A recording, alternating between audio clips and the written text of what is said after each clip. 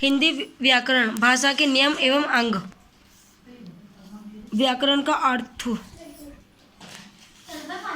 व्याकरण के अंतर्गत प्रमुख निम्नलिखित प्रकार एवं नियमों का अध्ययन किया जाता है। ये कितने व्याकरण के अंतर्गत प्रमुख निम्नलिखित प्रकरणों एवं नियमों का अध्ययन किया जाता है। एक संज्ञा, लिंग, वचन, कारक, सर्वनाम, विशेषण, क्रिया, काल, अवयव, ये सभी व्याकरण के अंतर्गत आते हैं। पहला है संज्ञा।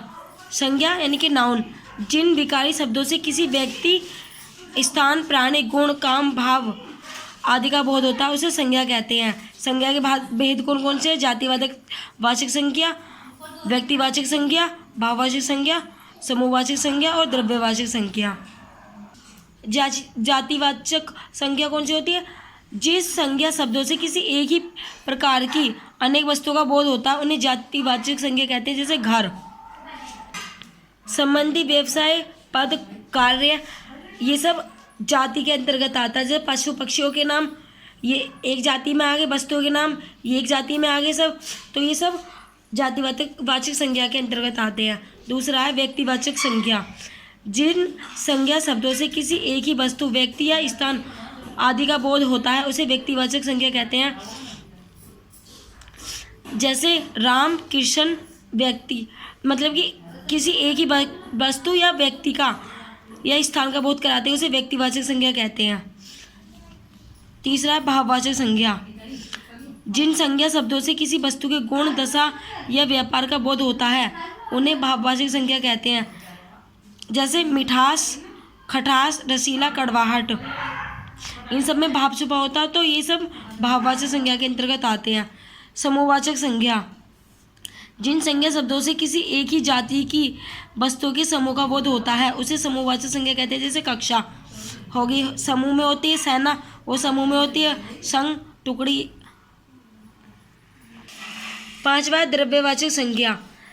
जिन संज्ञा शब्दों से किसी ऐसे पदार्थ, द्रव्य का बोध होता है जिन्हें हम नापतोल करते हैं लेकिन गिन नहीं सकते उसे द्रव्यवाचक संज्ञा कहते हैं। जैसे सोना, चांदी, लोहा, पीतल आदि धातुओं के नाम, दूध, दही, घी, तेल, पानी आदि खाद्य पदार्थ हैं। ये सब हमारे द्रव्यवाचक संज्ञा के अंतर्गत आते हैं जिन्हें हम नाप तोल तो सकते हैं लेकिन गिन नहीं सकते, वो सब हमारे द्रव्यवाचक संज्ञा के अंतर्गत आते हैं। दूसरा नंबर है लिंग। लिंग शब्द संस्कृत भाषा का है जिसका अर्थ है चिन्ह। जिस चिन्ह द्वारा यह माना जाए कि अमुक शब्द पुरुष जाति का है या स्त्री जाति का उसे लिंग कहते हैं। दूसरे शब्दों में संज्ञा के जिस रूप से पुरुषत्व या स्त्रीत्व का बोध हो उसे लिंग कहते हैं। लिंग के दो प्रकार होते हैं, पुल्लिंग और स्त्रीलिंग। पुल्लिंग में जिन संज्ञा शब्दों से यथार्थ या कल्पित पुरुषत्व का बोध होता है उसे पुल्लिंग कहते हैं। लड़का, बैल, घोड़ा, पेड़, नगर। और स्त्रीलिंग में जिसमें स्त्रीत्व का बोध होता है वो स्त्रीलिंग के अंतर्गत आते हैं। जैसे लड़की, गाय, लता आदि। तीसरा है वचन।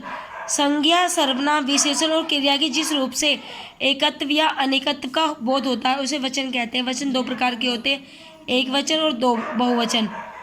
शब्द के जिस रूप से एक वस्तु का बोध होता है उसे एक वचन कहते हैं। जैसे नदी, लड़का, घोड़ा, कलम आदि। और बहुवचन के अंतर्गत शब्द के जिस रूप से अनेक वस्तुओं का बोध होता है उसे बहुवचन कहते हैं। जैसे लड़के, घोड़े, कलमें, नदियाँ आदि।